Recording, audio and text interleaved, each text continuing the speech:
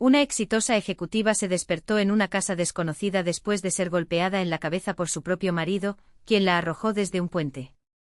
Sin memoria, no sabía quién era, pero cuando encontró un informe periodístico que anunciaba su muerte, sintió un escalofrío de horror. Mientras la lluvia de noviembre caía fina y persistentemente, convirtiendo el suelo en barro resbaladizo, gotas heladas tamborileaban sobre el paraguas negro que protegía a Vera Mikhailovna Zelenskaya. Contempló, escondido detrás de un roble centenario, su propio entierro. Las vallas del cementerio, reliquias de la era soviética, desaparecieron bajo la niebla gris. Fue extraño y demasiado doloroso presenciar la ceremonia fúnebre en sí. El ataúd vacío descendió lentamente hacia la tumba, mientras una pregunta martilleaba en su mente: después de todo, ¿a quién estaban enterrando? Sus dedos, casi por accidente, tocaron la nuca, donde se ocultaba un corte profundo debajo de los mechones cortos y mal cortados. Una cicatriz que guardaba el recuerdo de la traición. Allí estaba Roman, su marido, alto, elegante e impecable con su traje oscuro italiano. Su rostro mostraba dolor, pero sus ojos permanecían tan fríos como el cielo de noviembre. A su lado, Lidia, su asistente personal, se apoyaba en él con un gesto que parecía más íntimo que profesional. «Qué actuación tan convincente», pensó Vera, apretando los puños en los bolsillos de su desgastado abrigo. Entonces, ella la vio. Poliña, su hija de 12 años, estaba un poco alejada, luciendo el mismo vestido azul oscuro que Vera le había regalado al inicio del curso escolar. Su frágil cuerpo temblaba entre sollozos. En una mano sostenía una fotografía, en el otro un dibujo infantil. Vera se mordió el labio hasta sangrar para no gritar, para no correr y abrazar a la niña. El instinto maternal la desgarró por dentro. ¿Cómo explicar que no podía revelarse, susurrar: «Polinka, estoy aquí, estoy viva»? El aire pareció espesarse en su garganta. La abuela Anna Petrovna, apoyada en un bastón, se acercó a su nieta y la abrazó. Los rasgos eran idénticos a los de Vera, los mismos ojos marrones, ahora empañados por las lágrimas. Roman dio un paso adelante, demasiado confiado para un viudo recién creado. Con voz profunda y calculada, la entonación de un abogado experimentado, comenzó a hablar: «Nos hemos reunido hoy para despedirnos de mi amada esposa, Vera Mikhailovna Zelenskaya. Ella no solo fue mi compañera, sino también una madre devota, una brillante mujer de negocios, una persona con un gran corazón». Palabras, solo palabras.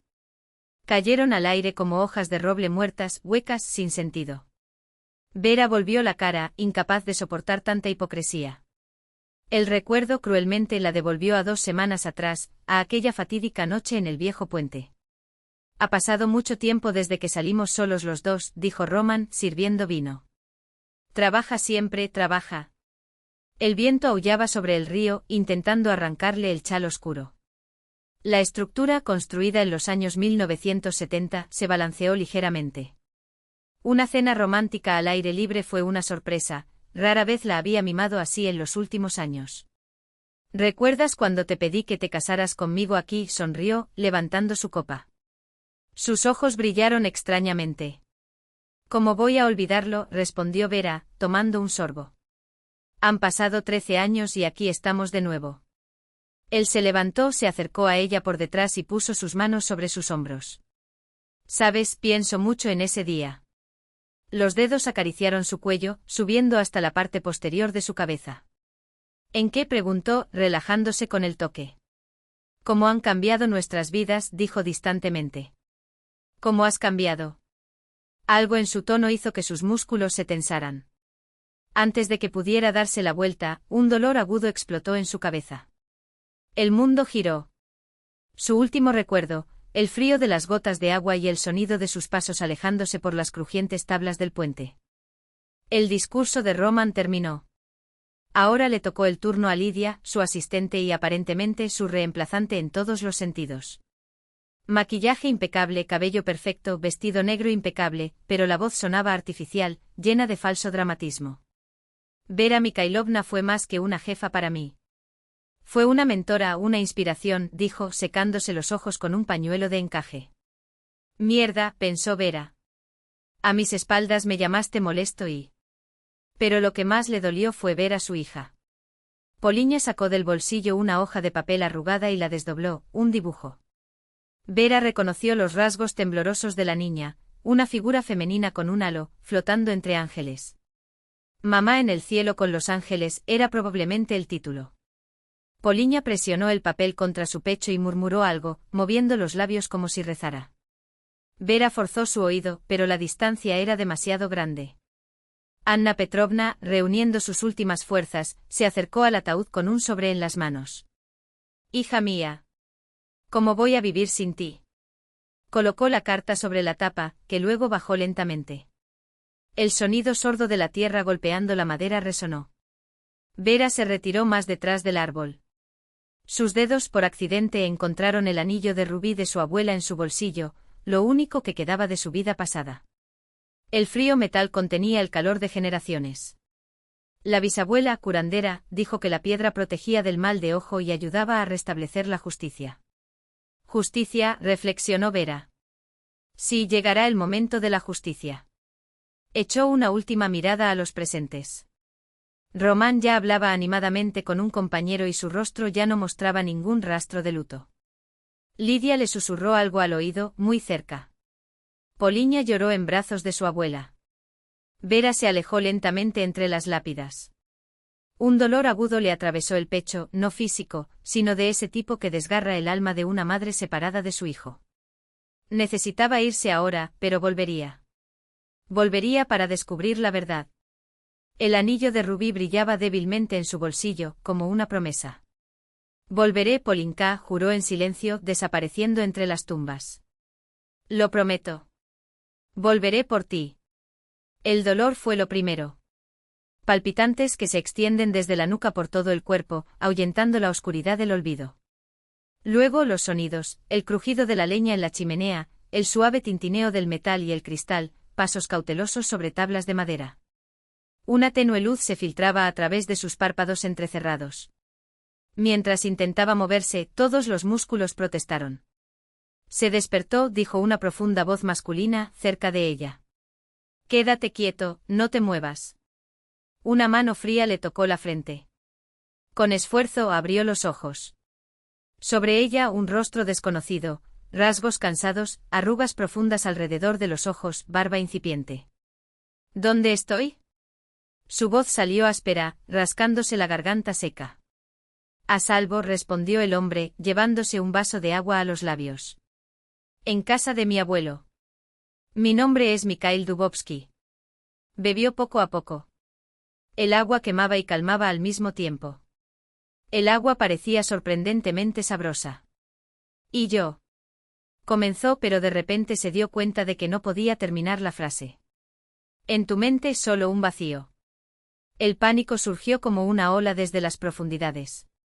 No recordaba su propio nombre. No recordaba nada.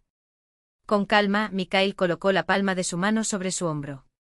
Tuviste una conmoción cerebral grave y una hipotermia grave, explicó con voz firme pero suave.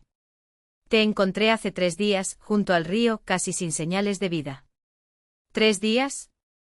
Cada palabra salía con esfuerzo, como arrastrando piedras por la garganta. Mijaíl asintió. Sus ojos grises, marcados por una cautela que solo conocen aquellos que han visto demasiado dolor, se fijaron en los de ella. La corriente te arrojó a un banco de arena, en un recodo del río. Estaba pescando al amanecer. Al principio pensé que era un tronco. Hizo una pausa, como reviviendo ese momento. Pero fuiste tú. Guardó silencio un momento y luego prosiguió. Su pulso era débil, casi imperceptible. Hipotermia de 3er grado. Traumatismo craneoencefálico. Un hematoma en la nuca con hematoma. Sacudió la cabeza, como si todavía no pudiera creer lo que vio. Tuvo suerte de no ahogarse. Suerte. Intentó procesar esas palabras. Río. Frío. ¿Por qué estaba en el agua? No fuerces tu memoria ahora, Mikhail pareció leer sus pensamientos. Después de un trauma como este, la amnesia temporal es común. Las cosas pueden volver poco a poco. Con cuidado giró la cabeza y escudriñó la habitación. Paredes de madera cubiertas con papel pintado descolorido, con pequeñas flores azules. Un techo bajo con vigas oscurecidas por el tiempo. En la esquina, un icono de San Nicolás dentro de un antiguo kiosco, iluminado por la llama parpadeante de una lámpara. Al lado, una estufa con azulejos azules desgastados por el uso. En el estante, frascos de hierbas secas. Pero lo que más la impactó fue el olor, una mezcla de resina, plantas secas, humo y algo indescriptiblemente acogedor, como si hubiera caído en un cuento de hadas olvidado. «Tu anillo es hermoso», comentó Mikhail, con un gesto discreto hacia su mano. Levantó el izquierdo hasta sus ojos. En el dedo anular, un antiguo rubí brillaba apagadamente dentro de un marco tallado, como si guardara secretos de otra época. «Tal vez te ayude a recordar quién eres», continuó. «No parece una joya cualquiera. Otra reliquia familiar». Mantuvo el anillo durante mucho tiempo. Imágenes vagas destellaron en su mente, rostros, lugares, una voz distante, pero se desvanecieron antes de que pudiera captarlas. «Nada», susurró con la voz quebrada. «No recuerdo nada». La desesperación le apretó la garganta. «¿Quién soy yo?» «Tendrías una familia». ¿Alguien la estaba buscando en ese preciso momento? «Oye, que no cunda el pánico», Mikhail volvió a tocarle el hombro con firmeza. «Soy médico militar. He visto traumas peores. Tu cerebro necesita tiempo. Por ahora simplemente descansa». «Médico militar», repitió aferrándose a él como a un salvavidas en medio del vacío. Él asintió y se sentó en una silla de madera desgastada al lado de la cama. Afganistán, 1985 a 1987. Hospital de campaña. Luego otras zonas de conflicto. Su rostro se cerró por un momento, sus ojos se perdieron más allá de las paredes de troncos. Ahora, apareció una sonrisa irónica. «Ahora soy pintor autodidacta. Principalmente naturalezas. A veces retratos. Vivo en la casa de mi abuelo. Era forestal y construyó esta cabaña en los años 60. Suspiró. «Aquí hay silencio». Después de todo, exactamente lo que necesitaba. Ella asintió, aunque no estaba segura de qué. Había una herida profunda en su economía de palabras, como si cada sílaba le costara un pedazo de algo que ya no tenía para dar. Mikhail se levantó y se acercó a la estufa. Sobre la plancha, una sartén de hierro fundido exudaba un aroma terroso. Bebe vertió un líquido oscuro en una taza y se la entregó. «Una mezcla de hierbas. Mi abuelo enseñó. Ayuda con la recuperación del trauma y el agotamiento». El té era amargo pero reconfortante. El calor se extendió por su cuerpo, adormeciendo el dolor. «Gracias», murmuró, tomando otro sorbo. «Por todo». Él simplemente asintió, mirando hacia otro lado, claramente incómodo con la gratitud. «Si quieres echar un vistazo, puedo ayudarte», ofreció, tras un silencio. Pero lentamente. Los movimientos bruscos siguen siendo peligrosos. Con cautela se sentó en la cama, luchando contra el mareo. Mikhail la tomó del brazo mientras ella bajaba los pies al frío suelo. Luego extendió un rústico forro de lana. «Ponte esto». Su ropa estaba empapada. «Lo sequé, pero está roto en varios lugares». Ahora, mirando más de cerca, la habitación reveló más detalles. Era como si el tiempo se hubiera detenido allí, trofeos de caza en las paredes, astas de alce, un urogallo disecado, una escopeta antigua montada sobre soportes de metal. Estantes llenos de libros, ediciones gastadas de Prisvin, Turgenev, Paustovsky. En un rincón, una radio pesada, con la escala de la emisora descolorida por el sol. Sobre la cómoda, fotografías en blanco y negro, un joven con uniforme de guardabosques, una mujer con un niño en su regazo, un grupo de soldados frente a una tienda de campaña. «¿Este es tu abuelo?», preguntó señalando la foto del guardia. «Sí. Stepan Makarovich». Su voz adquirió un tono más cálido. «Un verdadero hombre del bosque. Conocía cada árbol de su zona, cada sendero. Sabía hablar con la naturaleza». Ella dio unos pasos vacilantes a través de la habitación, apoyándose en su brazo para apoyarse. Una sensación extraña la invadió, como si estuviera en un museo donde podía tocar los objetos. Un samovar sobre una mesita tallada, revistas viejas, Ogoniok, Nauka y Hizn, un tocadiscos con una pila de vinilos al lado. «Aquí nada ha cambiado desde los años 70», comentó Mikhail, notando su mirada. «No quería cambiar nada después de su muerte. De esta manera, se vuelve más fácil. Sus dedos rozaron la radio. Algo agitó su memoria, música, risas de niños, una voz que llamaba a alguien a cenar. Pero la visión se disipó tan rápidamente como había aparecido. ¿Cansado?, preguntó Mikhail, notando cómo ella vacilaba. Un poco. Él la ayudó a volver a la cama. La fatiga la invadió de repente como una ola. Los párpados se sentían pesados. Descansa, acomodó la almohada. Estaré en la habitación de al lado. Llama si necesitas algo. Ella asintió y se quedó dormida. Lo último que vio fue el rostro de Mikhail, vigilante con dolor en los ojos pero extrañamente seguro. Los días siguientes transcurrieron en una tranquila rutina de recuperación. Mikhail resultó ser una enfermera atenta pero discreta. Se cambió las vendas de la nuca y preparó infusiones con hierbas recolectadas por su abuelo. Leyó extractos de Paustovsky en voz alta cuando su dolor de cabeza le impedía dormir. Por la noche se sentaban junto a la estufa y contemplaban bailar las llamas. Habló de su abuelo, un ingeniero forestal, de su estancia en Afganistán. Siempre de forma concisa, como si relatara hechos ajenos, sin emoción. Después de la guerra, intenté tener una vida normal, confesó una vez, mirando el fuego. Me casé. Duró menos de 3 años. Se encogió de hombros. Regresé diferente. ¿Cómo explicar lo que no se entiende? Es más fácil perderse en el trabajo o en el hospital. Después, ya era demasiado tarde para cambiar algo. Ella escuchó en silencio. Esos diálogos nocturnos parecieron sanar algo en ambos. Su memoria permaneció vacía, pero su cuerpo poco a poco volvió a la vida. El dolor disminuyó, los movimientos ganaron confianza. Ella empezó a ayudar en pequeñas tareas, pelaba verduras para la sopa, separaba las hierbas que recogía Mikhail, incluso intentaba barrer el suelo, aunque él refunfuñaba y le prohibía hacer esfuerzos. Una noche, mientras tomaban té de menta y rosa mosqueta, ella preguntó: ¿por qué no le dijiste a la policía? Seguramente alguien debe estar buscándome. Mikhail tardó un poco en responder, girando la taza entre sus manos. Normalmente haría eso, admitió finalmente. Pero, dudó, buscando palabras. La lesión en la nuca no fue provocada por una caída. Hay marcas de un golpe, de algo pesado. No parece casual. Lo que escuchó hizo que su corazón se hundiera. Mikhail bajó la voz, pero cada palabra sonó clara y firme. Creo que alguien intentó matarte. Sintió un escalofrío recorrer su espalda, pero extrañamente no había pánico, solo una certeza silenciosa, como si una parte de ella ya lo supiera. Mikhail siguió su mirada, franca, sin una sombra de duda en sus ojos. Sé que te estoy pidiendo que confíes en un extraño, admitió con una sinceridad que no dejaba lugar a la desconfianza. Pero te juro que solo quiero ayudar. Sus dedos jugaron sin querer con el anillo de rubí. Las llamas de la chimenea danzaban sobre las facetas de la piedra, proyectando reflejos rojos en las paredes de madera.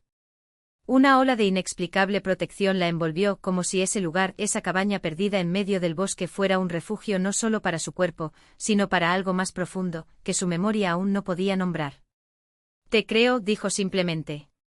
Mikhail asintió, aceptando sus palabras como un regalo poco común.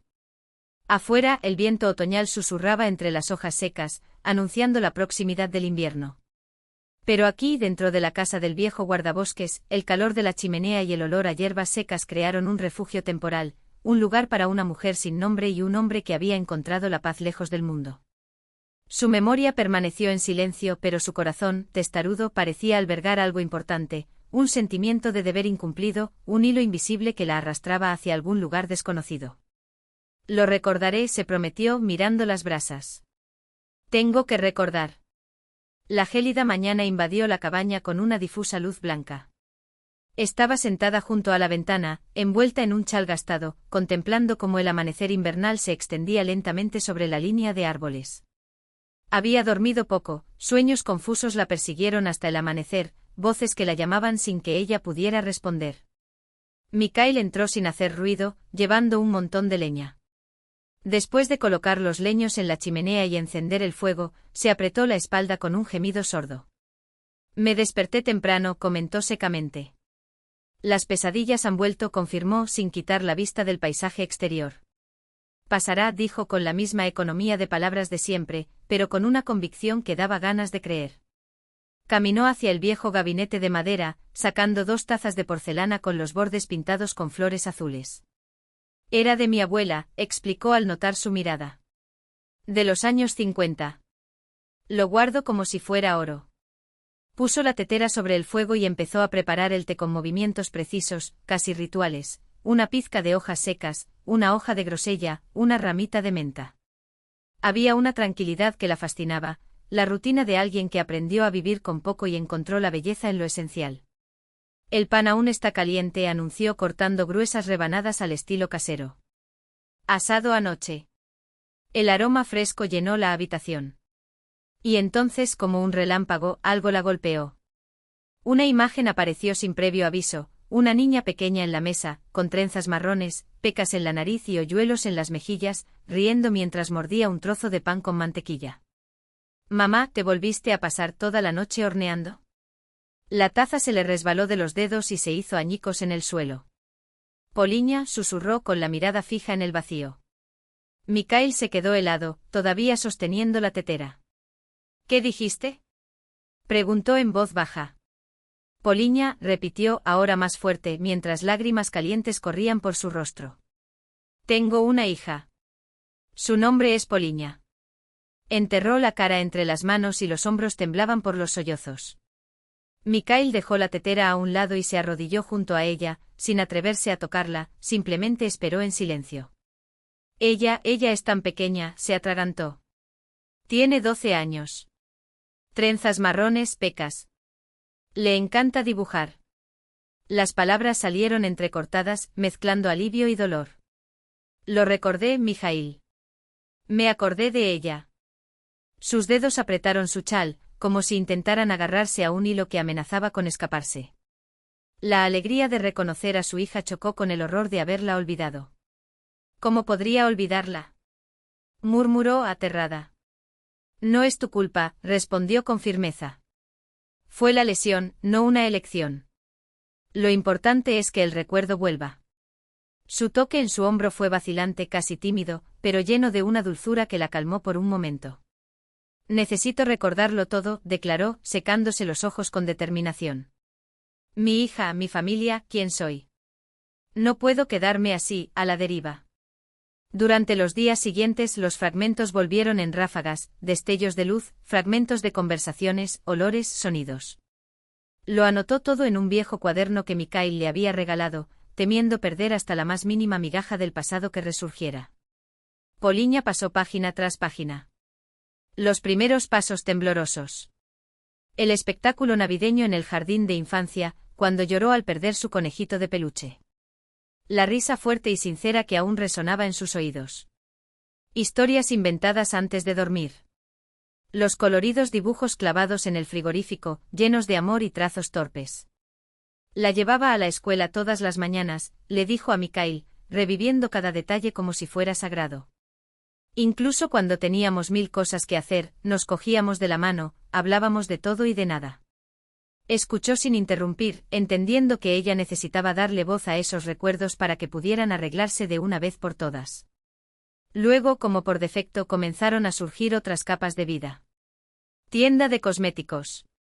Uno, luego toda una red. Reuniones interminables, contratos, proveedores. El orgullo de haber construido algo desde cero. El cansancio de cargarlo todo solo. Y luego él. El nombre llegó al final, como si el subconsciente se resistiera. Roman, dijo una noche, mirando el fuego. Su nombre es Romano. Nos conocimos hace 15 años, en un seminario de Derecho. Me ayudó a registrar la primera tienda. Sus recuerdos eran como una tela de 2 caras. Por un lado, momentos claros, la propuesta de matrimonio en el puente, el nacimiento de Poliña, las vacaciones familiares. Del otro, algo borroso, una sombra que se movía en los rincones. Él siempre envidió mi éxito, confesó frunciendo el ceño, como si intentara ver a través de la niebla. Nunca habló abiertamente, pero lo sentí. Especialmente en los últimos años, cuando el negocio despegó. Era como si se estuviera encogiendo a mi lado. Mikhail la observó mientras alimentaba el fuego con leña seca. ¿Y tu nombre? Preguntó con cuidado. ¿Te acuerdas? Ella asintió lentamente como si las sílabas tuvieran peso. Vera. Vera Mikhailovna Zelenskaya. Tengo 42 años. Soy propietario de la red Besenny Sad Jardim da Primavera. Decir su propio nombre era como ponerse un traje olvidado hacía mucho tiempo, ajustado, familiar, parte de ella. Vera, repitió Mikhail, experimentando con el sonido. Es un nombre fuerte. Te conviene. Por un instante algo parecido a la admiración brilló en sus ojos, pero apartó la mirada, avergonzado. Creo que deberíamos ir a la policía, dijo, después de una pausa. Ahora que te recuerdas a ti mismo, a tu familia. Ciertamente están preocupados. Tu hija debe. Una extraña parálisis se apoderó de Vera. Su corazón se aceleró, gotas de sudor brotaron de su frente. La idea de regresar le provocó un miedo irracional, como si algo le advirtiera que permaneciera oculta. No, respondió bruscamente. Aún no. Mikhail frunció el ceño. ¿Pero por qué? Tu hija cree que... Lo sé, interrumpió abrazándose como si quisiera protegerse de algo invisible. Pero siento que este no es el momento. Hay algo mal en todo esto. Se miró las manos, el anillo de rubí que brillaba a la luz del fuego. Mi bisabuela era Aznahar, murmuró. Un sanador. Este anillo era suyo. Dijo que te ayuda a ver la verdad detrás de las mentiras. Y ahora me está advirtiendo. El anillo de rubí latía en su dedo como una advertencia silenciosa. Vera apretó los puños y sintió que las uñas se le clavaban en las palmas. Ya no había lugar a dudas. Cada segundo que pasaba era un segundo más de que Poliña estaba bajo el mismo techo que el hombre que había intentado matarla. Estoy seguro, respondió sin quitar la vista de la calle oscura. Las farolas creaban charcos amarillos sobre el asfalto húmedo, como islas frágiles en un mar de sombras. Si no hago esto ahora, nunca tendré el coraje. Mikhail exhaló lentamente, sus dedos tamborileaban sobre el desgastado volante. Conocía esa mirada, la misma que veía en los soldados antes de una misión unidireccional. No fue terquedad, fue una especie de claridad desesperada que surge cuando ya no queda nada que perder. Al menos toma esto, dijo entregándole un pequeño objeto de metal. Era una navaja de bolsillo de hoja fina y mango de madera oscura. No es un arma, pero puede abrir una puerta o cortar un cable si es necesario. Y esto, añadió colocando en sus manos un pequeño dispositivo negro, no más grande que un encendedor. Un bloqueador de señal. Si alguien intenta rastrear tu teléfono, pensarán que todavía estás de viaje conmigo. Vera guardó los objetos en el bolsillo de su abrigo, sintiendo su peso como un ancla. No eran armas, pero eran herramientas. Y por primera vez en días, se sentía menos como un fantasma y más como una mujer con un plan. Tienes 3 horas, advirtió Mikhail, mirando su reloj de pulsera militar. Si no vuelves para entonces entraré allí, consecuencias aparte. Ella asintió con la mano ya en el pomo de la puerta. El aire frío de la noche la golpeó como una cuchilla cuando salió del auto, envolviéndola en un silencio tan denso que parecía sólido. Cada paso hacia casa era un esfuerzo, no por cansancio, sino por el recuerdo. Esas calles, ese portón de hierro forjado con los diseños que ella misma había elegido, las luces automáticas del jardín que se encendían cuando detectaban movimiento. Todo era igual. Y al mismo tiempo ya nada era igual. El muro era alto, pero ella conocía cada centímetro de ese terreno. Se escondió entre los arbustos que bordeaban la propiedad vecina, donde un árbol antiguo tenía ramas lo suficientemente bajas como para servir como escalera. Con un salto ágil, sorprendente incluso para ella misma, agarró el baúl y se levantó. Los años de clases de yoga y escalada que había tomado por capricho ahora estaban resultando útiles. En menos de un minuto estaba al otro lado, agazapada a la sombra del jardín trasero. La casa estaba iluminada solo por una luz amarilla en la sala de estar y otra, más débil, en el pasillo del segundo piso, probablemente el dormitorio de Poliña. Vera sintió que se le encogía el corazón. Ella está despierta. Tal vez leyendo, tal vez esperando que su madre apareciera como un milagro. La idea la fortaleció. La puerta trasera, que daba a la cocina, era su mejor opción. Roman siempre se olvidaba de cerrarla correctamente, demasiado confiada en la seguridad del vecindario y en el sistema de alarma que, irónicamente, ella había insistido en instalar. Sacó el bloqueador de señal de su bolsillo y lo activó, un pequeño LED parpadeó en verde. Ahora. Con manos que le temblaban un poco, giró el pomo. No estaba cerrado. El olor la golpeó primero, café recién hecho y el aroma cítrico que Poliña usaba en su champú. Era tan familiar que dolía. Cerró los ojos por un segundo y respiró hondo antes de seguir adelante. Cada tabla del suelo crujió como un grito bajo sus pies, y se obligó a moverse lentamente, pegada a las paredes.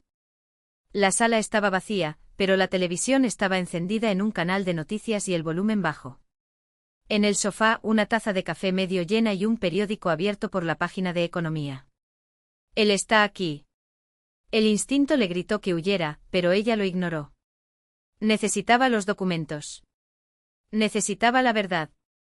La oficina estaba al final del pasillo, detrás de la puerta de roble que Roman había insistido en cerrar con una cerradura digital.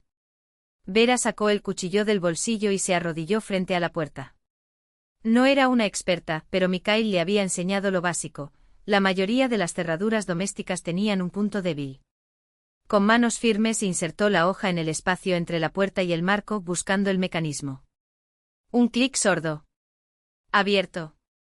En el interior, el aire estaba cargado con el olor a cuero y tinta de impresora. El escritorio de Roman estaba impecable, como siempre, todo en su lugar, excepto lo que no debería ser visible. Fue directamente al cuadro de la pared, donde un cuadro abstracto ocultaba la caja fuerte empotrada. Con movimientos precisos, quitó el cuadro e ingresó la contraseña, la fecha de nacimiento de Poliña. La caja fuerte se abrió con un suspiro metálico. En el interior, carpetas organizadas por colores. Azul, contratos. Verde, inversiones. Rojo. Su mano vaciló mientras tocaba la carpeta roja. No había etiqueta, pero ella lo sabía. Lo abrió. Los primeros documentos eran inofensivos, pólizas de seguro, testamentos antiguos, copias de escrituras. Pero en el fondo, escondido entre papeles sin importancia, estaba lo que buscaba, una copia del contrato de seguro de vida con una cláusula adicional. Firmado por ella o, mejor dicho, por una firma que se parecía mucho a la suya. La fecha, una semana antes del accidente. Y debajo, en letra pequeña casi imperceptible, en caso de muerte accidental, la prestación se pagará el doble al cónyuge supérstite. El mundo giró. No se trataba solo de deshacerse de ella. Se trataba de dinero. Sobre mucho dinero. ¿Qué estás haciendo aquí? La voz la golpeó como un disparo. Vera se quedó paralizada, todavía sosteniendo los papeles, y se giró lentamente. Roman estaba en la puerta con una expresión de incredulidad que rápidamente se convirtió en algo más oscuro. No fue ninguna sorpresa. Fue ira. Su voz se apagó. Deberías estar muerto. No, Vera negó con la cabeza, con los dedos aún agarrando los documentos robados dentro de su bolso. Conozco esta casa como la palma de mi mano. Y el sistema de seguridad también. Tocó ligeramente el brazo del conductor en agradecimiento silencioso y salió del auto. Se movía como una sombra a lo largo de los setos, alrededor de las farolas, aprovechando cada rincón de la oscuridad a su favor. Su corazón latía tan fuerte que temía que el sonido la traicionara incluso antes de llegar a su destino. La puerta trasera, la misma por la que había salido cientos de veces al jardín, estaba cerrada con llave. Pero Vera conocía el secreto, bastaba con levantar ligeramente el asa y empujarla hacia la izquierda. Un clic sordo y la puerta cedió. El jardín, su orgullo, quedó abandonado. Tras unas pocas semanas sin cuidados, los jardines de rosas ya no estuvieron protegidos de las primeras heladas. Cruzó el espacio abierto y se pegó a la pared de la casa. La luz procedía únicamente de la sala de estar, donde resonaban voces apagadas. Vera caminó por la casa en silencio y se escondió a la sombra del mirador. La ventana de la oficina estaba entreabierta. A Roman siempre le había gustado el aire fresco, incluso cuando hacía frío. Con cuidado se apoyó contra la barandilla y se deslizó dentro, aterrizando suavemente sobre la alfombra. El olor de un extraño perfume dominaba la habitación. Lidia ya había marcado su territorio. Sin hacer ruido, Vera se acercó a la estantería, sacó un volumen de Dumas y presionó el botón escondido. El panel se abrió, revelando la caja fuerte. Sus dedos introdujeron automáticamente el código, la fecha de la boda. Trillado, pero a Roman le encantaban estos detalles sentimentales.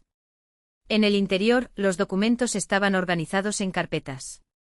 Eligió los que necesitaba y hojeó las primeras páginas a la tenue luz de la linterna, una póliza de seguro por valor de 10 millones de rublos, cuyo beneficiario era Roman Igorievich Zelenki.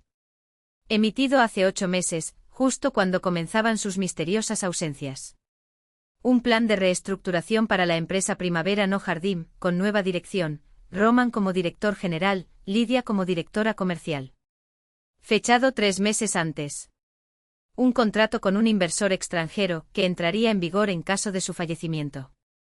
Compra del paquete de acciones de Control a un valor infravalorado.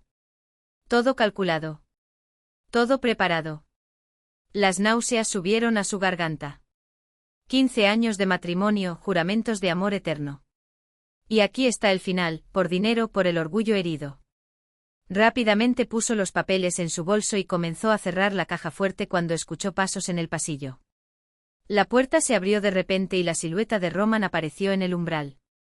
Vera logró esconderse detrás de las pesadas cortinas de terciopelo, que la envolvían como un manto. El corazón latía tan fuerte que parecía llenar la habitación. Roman encendió la luz, se acercó a la mesa y murmuró algo. Ella contuvo la respiración, inmóvil. A través de un hueco entre las cortinas, vi su perfil, tan familiar, tan extraño. Como no había notado esa línea fría en sus labios, ese brillo calculador en sus ojos. De repente se detuvo, olisqueó el aire, se acercó a la ventana y la cerró.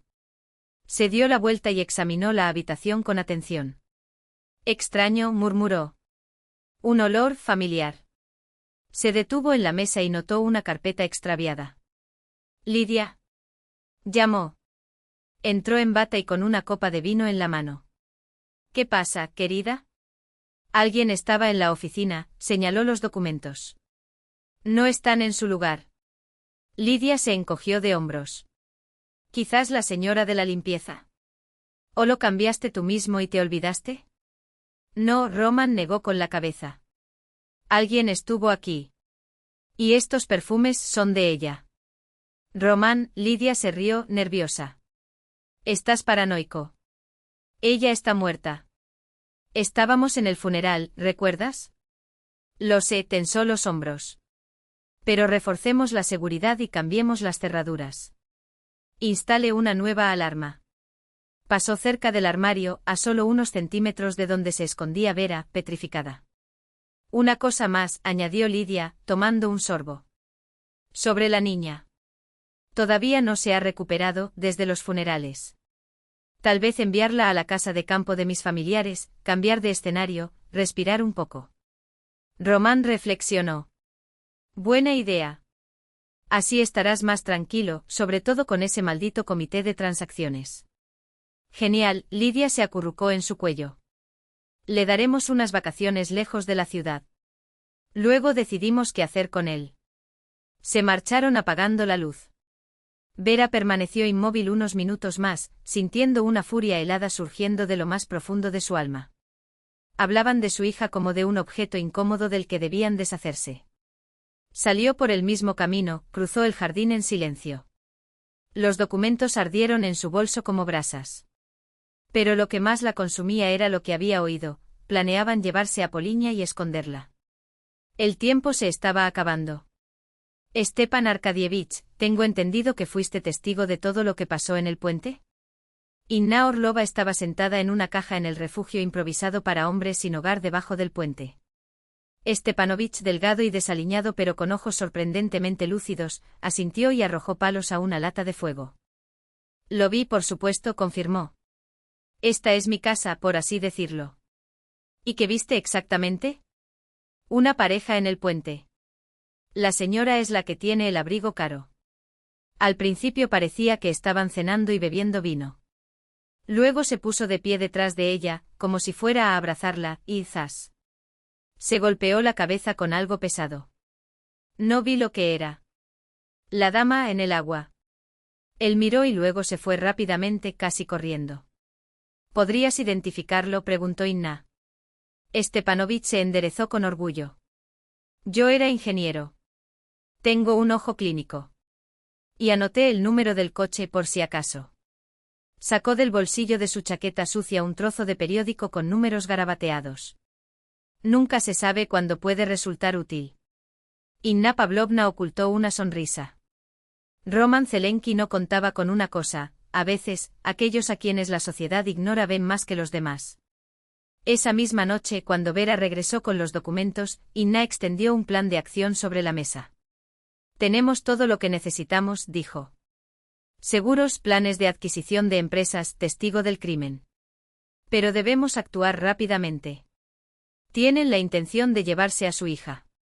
¿Cómo haremos esto? Vera le estrechó la mano hasta que sus nudillos se pusieron blancos. Públicamente. Inna sonrió. Muy públicamente. Será un espectáculo cuyo final nadie olvidará. Mikhail, que escuchaba en silencio, puso su mano sobre el hombro de Vera. Lo lograremos, dijo. Juntos. Ella cubrió su mano con la suya.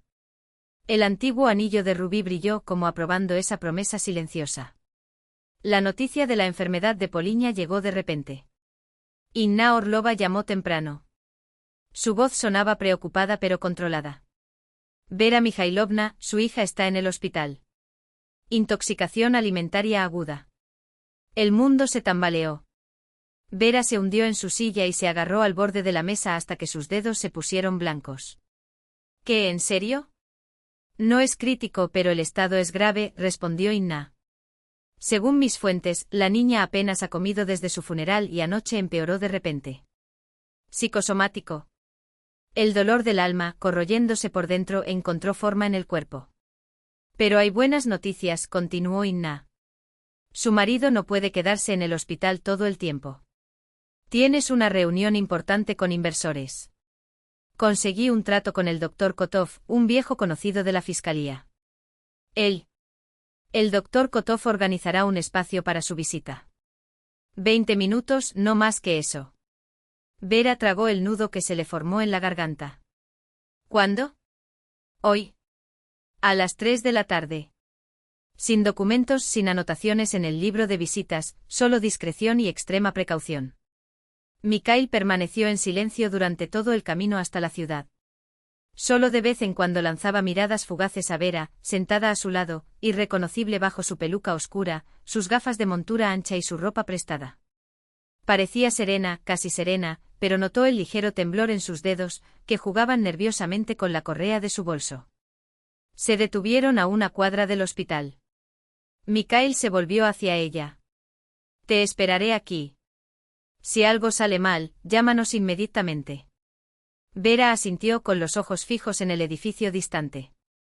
El edificio soviético de ladrillo rojo, erigido en los años 1960, con sus altas ventanas y su amplia escalera, parecía ahora una fortaleza infranqueable. Ten cuidado, añadió Mikhail, apretando ligeramente su mano. Ese gesto contenía más de lo que las palabras podían expresar. Ya me las arreglaré, respondió ella, intentando sonreír. Tengo que resolverlo. Al salir del auto, Vera sintió que su corazón latía salvajemente, como si resonara en una habitación vacía. Cada paso hacia el hospital fue una lucha. Caminó como si atravesara agua espesa, venciendo la resistencia del miedo. En el vestíbulo, el olor a cloro y medicinas llenaba tus fosas nasales. En el control de seguridad, un hombre mayor hojeaba distraídamente un periódico. Apenas levantó la vista cuando Vera pasó, dirigiéndose hacia las escaleras con determinación, como si supiera exactamente hacia dónde se dirigía. En el tercer piso la esperaba el doctor Kotov, bajito con el pelo cortado en la cabeza, con una bata blanca y puños gastados. La saludó con un breve saludo, sin estrecharle la mano ni hacer preguntas. Habitación 318. Tienes 20 minutos. Me aseguraré de que nadie te moleste. Cuando Vera se detuvo frente a la puerta con el número 318, el tiempo pareció detenerse. Al otro lado de esos paneles de madera estaba su chica, aquella por quien podría poner el mundo patas arriba. Respiró hondo y exhaló lentamente. Giró la manija con cuidado. Poliña estaba tumbada junto a la ventana, pálida, con el rostro hundido y un suero prescrito en su esbelto brazo. Su cabello, esos mismos mechones castaños que Vera había trenzado tantas veces, estaba desparramado sobre la almohada. La niña miró hacia afuera, donde las nubes bajas se arrastraban sobre los tejados de la ciudad. Sobre la mesilla de noche una foto enmarcada, Vera abrazando a Poliña, riendo, con el mar de fondo. Al lado una hoja de papel doblada en 4 con un dibujo infantil. Vera distinguió ángeles y una figura femenina entre las nubes. Mami en el cielo con los ángeles, escrita a mano, con letra temblorosa de niño. Polinka. El nombre escapó de los labios de Vera, casi inaudible. La muchacha volvió la cabeza lentamente. Durante los primeros segundos, sus ojos no mostraron reconocimiento, solo cansancio y la sombra de un profundo dolor. Entonces desconfía. Miedo. Esperanza. ¿Mami? Se apoyó sobre los codos con la voz temblorosa. Mamá, ¿eres realmente tú? Vera se arrojó en el borde de la cama, envolviendo su frágil cuerpo entre sus brazos, inhalando el familiar aroma del cabello de su hija, sintiendo su pequeño corazón latiendo contra el suyo. Soy yo, mi sol, susurró besando su frente, sus mejillas, la coronilla. Soy yo, Tisa, querida, Tisa. Poliña la abrazó con fuerza desesperada, como si temiera que su madre se desvaneciera en el aire, desapareciera de nuevo. Mamá, dijeron que moriste, las lágrimas corrieron por el rostro del niño. Te enterramos. Vera le dio unas palmaditas en la espalda a su hija, acunándola como hacía cuando era pequeña. Conozco mi amor. Lo sé. Vi el ataúd y las flores, prosiguió Poliña, sollozando. Y la abuela Anya lloró tanto que habló contigo en el cementerio, te contó cómo estaba el jardín, las novedades. Te habla, mamá. Vera abrazó a su hija y ocultó sus propias lágrimas en el cabello de Poliña. Mamá no sabía que estabas viva, la voz se apagó. Vino a mi tumba, lloró, habló. El corazón le dolía como si lo estuvieran aplastando. Polinka, necesito que lo sepas, Vera sostuvo el rostro de su hija entre sus manos, mirándola profundamente a los ojos. Lo juro por la memoria de tu bisabuela, nunca más te dejaré. Nunca. ¿Entendiste? ¿Promesa? Susurró Poliña. Prometo. Pronto estaremos juntos para siempre. Solo necesitas esperar un poco. ¿Cuánto tiempo? Muy poco. 2-3 días como máximo. Vera se desabrochó la fina cadena que llevaba alrededor del cuello. De él cuelga un pequeño crucifijo de plata. Esto me lo regaló mi bisabuela cuando tenía tu edad, dijo colocándolo alrededor del cuello de su hija. Dijo que protege contra el miedo y une a los que están separados. Quédate con él hasta que nos volvamos a encontrar. Poliña tocó el colgante y luego se acercó a la pequeña mesa y recogió la hoja doblada. Esto es para ti, mami, se lo entregó a Vera. Lo dibujé cuando pensé que estabas allí. Poliña señaló al techo con un gesto discreto. Pero ahora, este es solo nuestro nuevo hogar. Vera desdobló con cuidado el dibujo. En él, una cabaña de madera al borde de un denso bosque. Frente a la casa, 3 figuras, una mujer de cabello castaño, una niña con trenzas y un hombre alto de sienes grises. Somos tú, yo y el nuevo papá, explicó Poliña. No lo conozco, pero soñé que era bueno.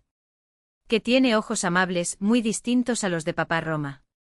Vera se quedó helada mientras miraba el dibujo.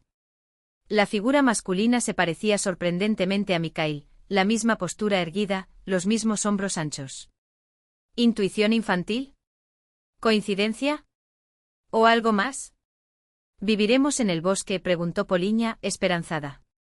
Quizás, respondió Vera con una tierna sonrisa. Creo que te encantaría. Debe haber silencio allí y las estrellas brillan más. Hablaron de muchas cosas, del colegio, de los amigos de Poliña, de los libros que la niña había leído recientemente. Un diálogo común entre madre e hija, pero cada palabra, cada mirada, estaba llena de la magia de ese reencuentro. Los 20 minutos pasaron demasiado rápido. Un suave golpe en la puerta, doctor Kotov. Ya es hora, mi amor, susurró Vera, abrazando fuertemente a su hija. Poliña se aferró a sus manos con los ojos llenos de miedo. ¿Y si vuelves a desaparecer, mami? ¿Y si todo esto es solo un sueño? No voy a desaparecer, dijo Vera con firmeza. ¿Ves este crucifijo? Él te protegerá. Y el anillo de mi bisabuela, mostró la piedra de rubí, me protegerá. Estamos vinculados para siempre, ¿sabes? Poliña asintió lentamente. Pero este tiene que ser nuestro secreto, susurró Vera. No le digas a nadie que estuve aquí. Ni a papá, ni a tía Lida, ni a las enfermeras. ¿Promesa? Lo prometo, respondió Poliña seriamente. Esperaré aunque sea una eternidad. Último beso. Último abrazo.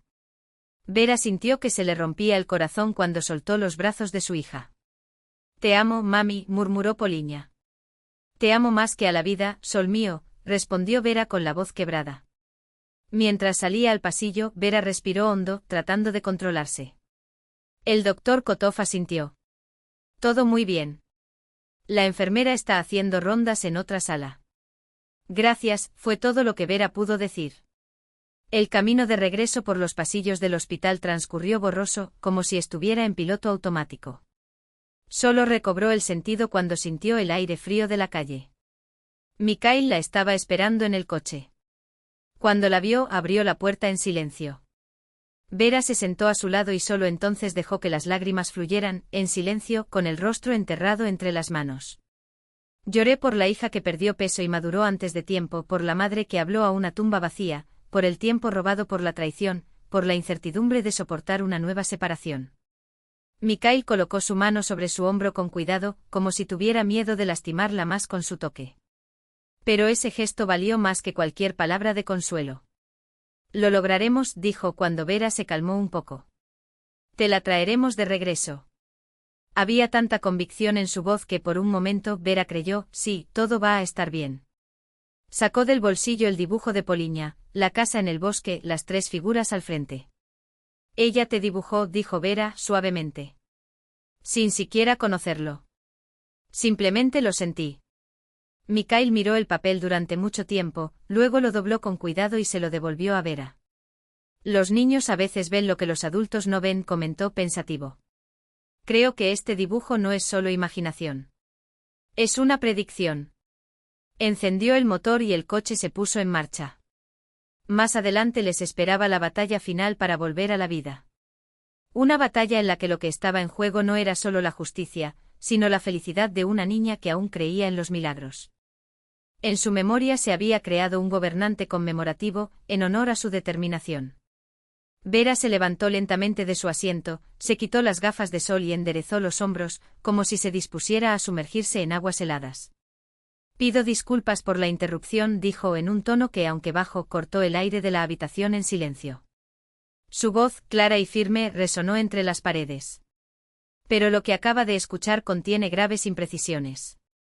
Todas las cabezas se volvieron en su dirección. Un momento de perplejidad, seguido de suspiros ahogados, susurros nerviosos y exclamaciones de asombro. Román, todavía en el escenario, palideció visiblemente, como si la sangre hubiera abandonado su rostro. Lidia se agarró al borde de la mesa, como si el suelo temblara bajo sus pies. Vera Mikhailovna está viva, prosiguió Vera, dando un paso adelante, hacia el pasillo central. Y está aquí.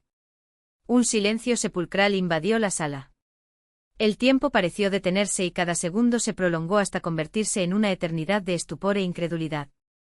Entonces Román hizo exactamente lo que Vera había temido en secreto, pero también predicho. Vera, exclamó, recuperándose del shock en un instante. Su voz mezclaba asombro y alegría que sonaba ensayada. Dios mío, estás vivo. Saltó del escenario con los brazos abiertos, listo para abrazarla. La escena perfecta, el marido emocionado, reencuentrándose con la esposa que creía perdida. Pero Vera retrocedió, evitando su toque. No te acerques más, dijo en voz baja pero firme. La sala quedó sumida en un murmullo confuso. Los invitados intercambiaron miradas, sin entender lo que estaba pasando. Román, sin embargo, se reajustó con la rapidez de alguien acostumbrado a controlar situaciones.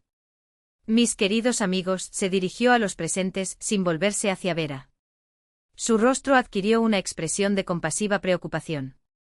Estamos asistiendo a un milagro. Mi esposa está viva. Bajó la voz como si compartiera una confesión íntima. Desafortunadamente sufrió una grave lesión en la cabeza. Los médicos nos advirtieron sobre posibles trastornos psicológicos tras un impacto tan fuerte. Dio un paso hacia Vera y le tendió la mano con un gesto de infinita bondad. Querida, vámonos a casa. Necesitas descansar, recuperarte. La lesión puede haber alterado tu percepción. Vera vio la duda flotar en los rostros de la habitación. Y si tiene razón, parecían pensar. Y si, después de todo, esta mujer no es víctima de un engaño, sino de un cerebro dañado, confuso, que inventa recuerdos. Estoy en mi sano juicio, Román, respondió ella con calma. Lo cual no se puede decir de tu conciencia. Fue entonces cuando Inna Orlova apareció a su lado, en silencio, con una carpeta negra en la mano. Su presencia fue discreta, pero su voz, perfeccionada por años de experiencia en el tribunal, llenó la sala sin esfuerzo. Permítanme presentarme, dijo. Inna Pavlovna Orlova, abogada. Y traigo aquí algunos documentos que aclararán la situación. Abrió la carpeta. Aquí hay una póliza de seguro por valor de 10 millones de rublos, mostró el periódico a los presentes. Contratado por Roman Igorevich sobre la vida de su esposa 8 meses antes del accidente. Curiosamente, el único beneficiario no es la hija de la pareja, como le hicieron creer a Vera Mikhailovna al firmar, sino el propio Roman Igorevich. Un susurro recorrió las filas. Roman se quedó paralizado con los ojos moviéndose de un lado a otro calculando. Además, prosiguió Inna pasando página, aquí está el plan de reestructuración de la empresa Besennitsad, con una nueva dirección, el señor Zelensky como director general y la señora Kamenieva como directora comercial. Fechado 3 meses antes de la tragedia. Otra pausa dramática. Y por último, lo más interesante. Levantó un tercer documento. El testimonio del testigo Stepan Arkadyevich Bersinin, quien vio, según sus palabras, un hombre con un abrigo caro golpeó a una mujer en la cabeza con un objeto pesado y la arrojó desde el puente al río. El testigo también anotó la matrícula del coche utilizado en la fuga. Hizo una pausa. Un vehículo registrado a nombre de Roman Igorevich. Lidia, en el escenario, palideció aún más, agarrándose a la mesa como si fuera a hundirse. La sala estalló en un alboroto de indignación. «Esto es absurdo», gritó Roman, intentando recuperar el control. «Un mendigo me acusa, y tú le creerás a él y no a mí». «No solo él», respondió Vera con calma. «También en mí. Recuerdo esa noche en el puente, Roman. Recuerdo tus manos en la nuca. Recuerdo el golpe. Recuerdo la caída». Roman retrocedió, mirando a su alrededor como un animal perseguido. «Delirio». Tartamudeó. «Tuviste un trauma.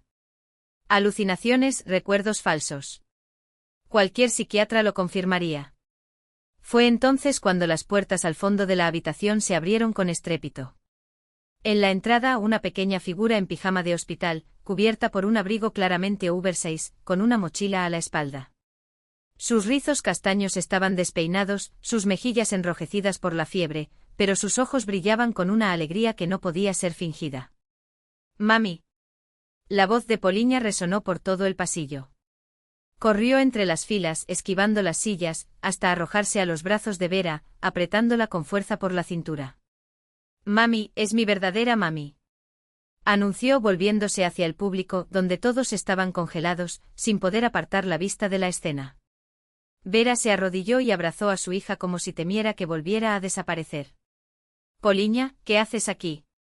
¿Cómo lo supiste?», susurró acariciando el cabello de la niña. «Escuché a la enfermera hablar por teléfono sobre la presentación», parloteó Poliña, sin aliento. «Sobre papá hablando aquí. Pensé, ¿qué pasa si aparece mamá?».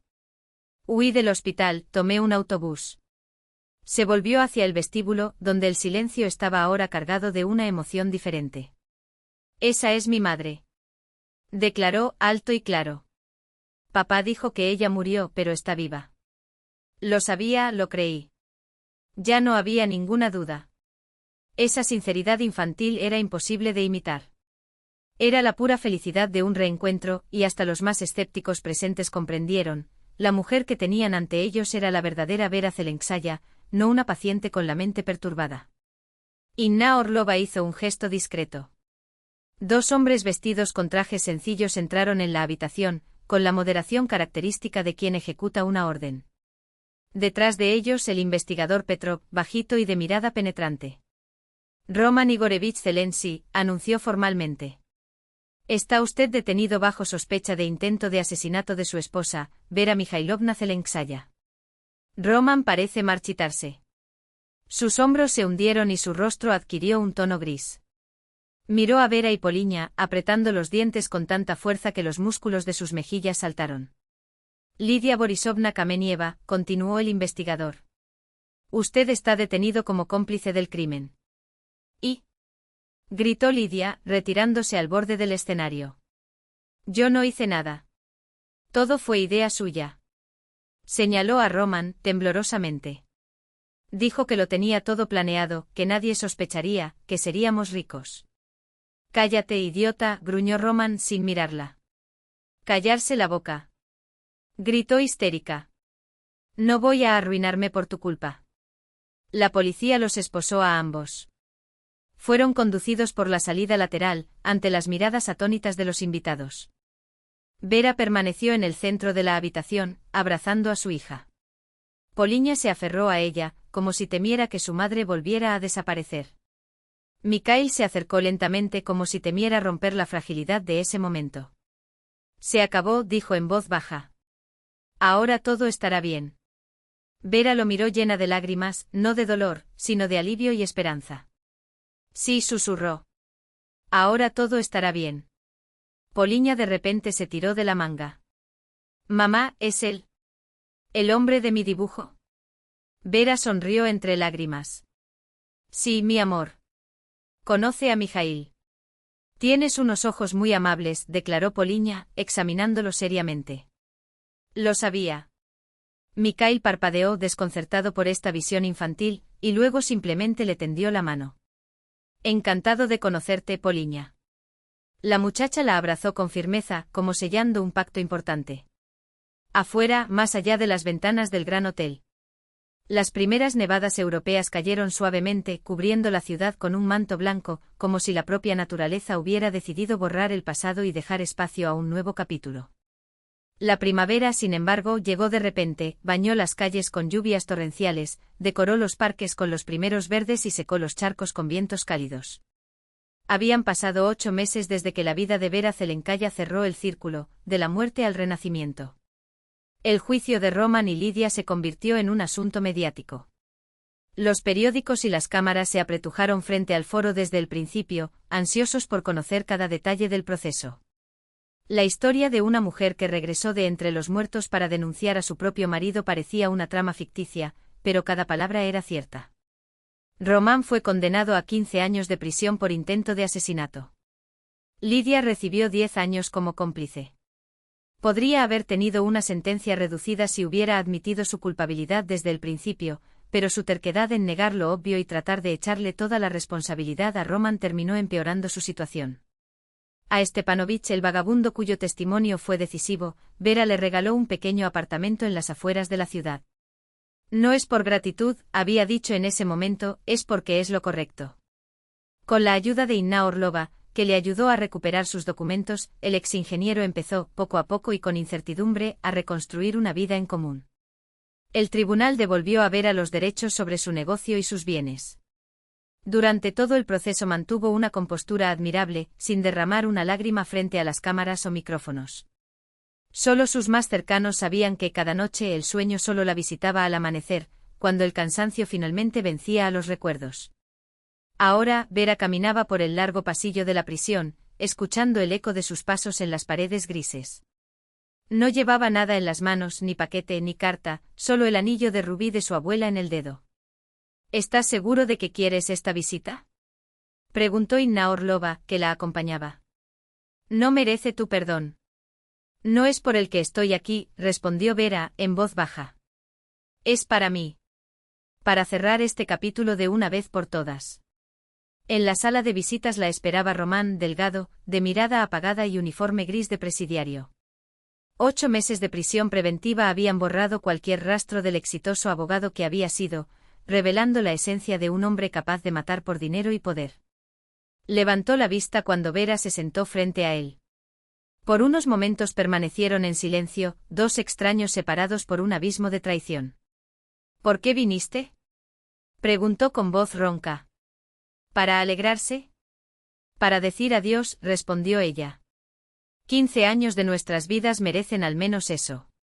Roman sonrió con amargura, pero ya no había en ella la antigua arrogancia.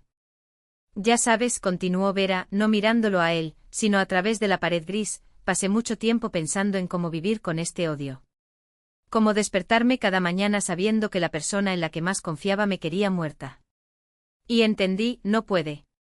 No se construye una nueva vida sobre la base de la ira. Ella respiró hondo. Te perdono, Roman. No para ti, sino para mí. Para liberarme. Algo cruzó por sus ojos, sorpresa, arrepentimiento, pero se desvaneció casi de inmediato. Siempre tan noble, murmuró con amargura. Siempre tan correcto, tan perfecto, tan impecable. Se miró las manos, todavía cuidadas, justo allí. Estaba celoso de tu éxito, confesó de repente. Me sentí como un don nadie a tu lado. El marido de Vera Zelenkaya, eso es todo lo que yo era. Un apéndice de tu imperio. ¿Por qué nunca hablaste?, preguntó ella. ¿Qué habría cambiado eso? Se encogió de hombros. Siempre estuviste ocupado con tus tiendas, tus proveedores, tus planes. Simplemente desaparecí de tu vida. Solo existía en los documentos. Sus palabras resonaron con una dolorosa verdad. La distancia entre ellos había comenzado mucho antes de la traición. Negocios, éxito, la carrera incansable por resultados. No se había dado cuenta de cómo la familia había quedado relegada a un segundo plano. Perdóname si puedes, dijo Roman de repente. Y cuida de Poliña. Ella es mejor niña que nosotros dos. Vera se levantó. La conversación había terminado. No solo ese, sino todos los posibles intermedios. Adiós, Romano. Se quitó el anillo del dedo y lo dejó sobre la mesa. Espero que encuentres la paz. La casa estaba al borde del bosque exactamente como en el dibujo de los niños de Poliña, un espacioso edificio de madera, con un amplio porche y un desván bajo el techo puntiagudo. A su alrededor, un huerto joven, que sigue cobrando fuerza. Vera observó desde la ventana cómo su hija y Mikhail jugaban con el nuevo invernadero, riéndose mientras discutían con entusiasmo los planes de plantación. La niña había florecido en ese tiempo, el saludable sonrojo había regresado a sus mejillas y sus ojos volvían a brillar de curiosidad y alegría. Después del juicio, Vera vendió la mayor parte de su negocio. Mantuvo solo 2 tiendas, suficientes para una vida pacífica, pero no suficientes para volver a convertirse en rehén de su propio éxito. Compró la casa cerca de donde vivía Mikhail, como si el destino le mostrara el camino. Poliña se adaptó rápidamente a su nuevo hogar, se enamoró del bosque y sobre todo, creó un vínculo instantáneo con Mikhail. Su tranquilidad, su dulce sonrisa y su capacidad de escucha conquistaron a la niña del mismo modo que, un día, habían conquistado a su madre.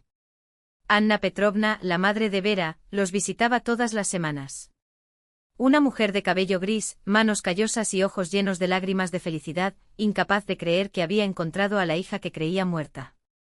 Nunca pensé que volvería a verte, dijo ajustando el mantel con un gesto familiar. Todos los días iba al cementerio y te contaba la noticia. Y tú, después de todo, estabas viva. Dios sea alabado. La anciana trajo plántulas de su jardín. Junto con Poliña, plantó flores y enseñó a su nieta a hornear pasteles según recetas antiguas.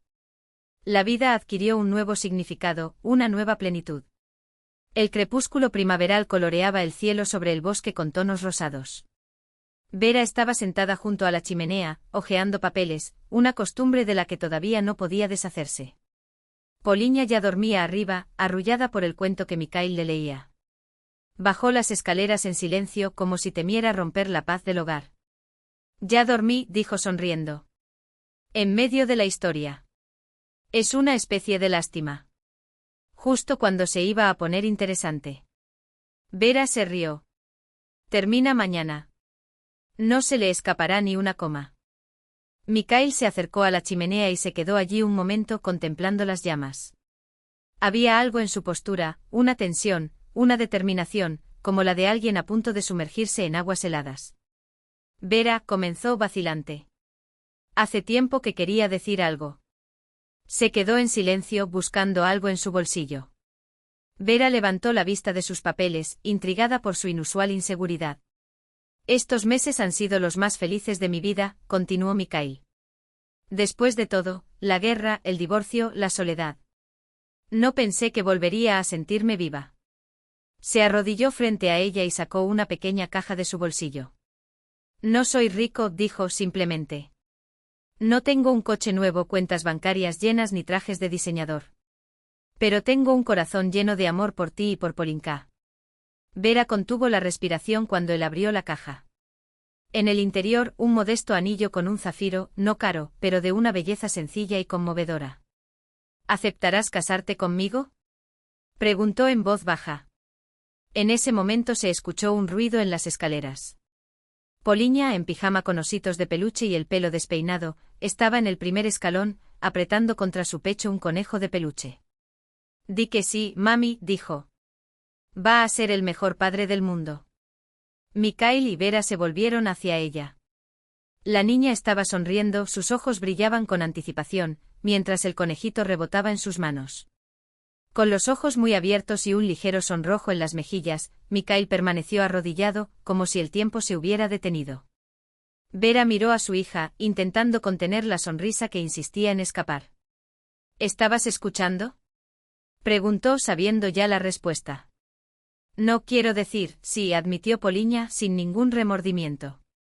Me desperté y te oí hablar. ¿Puedo quedarme?, por favor.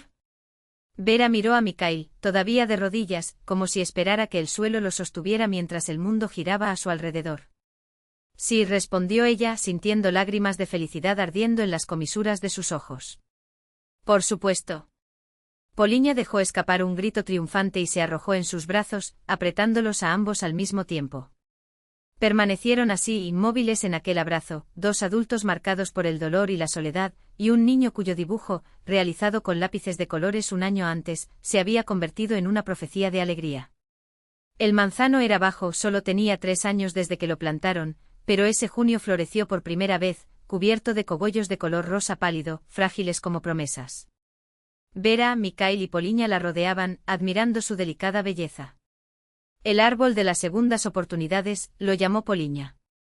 La niña había crecido ese año. Las trenzas dieron paso a una prolija cola de caballo, y sus ojos verdes, alguna vez llenos de curiosidad infantil, ahora tenían una nueva profundidad, el brillo de alguien que comienza a comprender el mundo. «Papá Misa, ¿crees que dará muchos frutos?», preguntó tirando de su mano.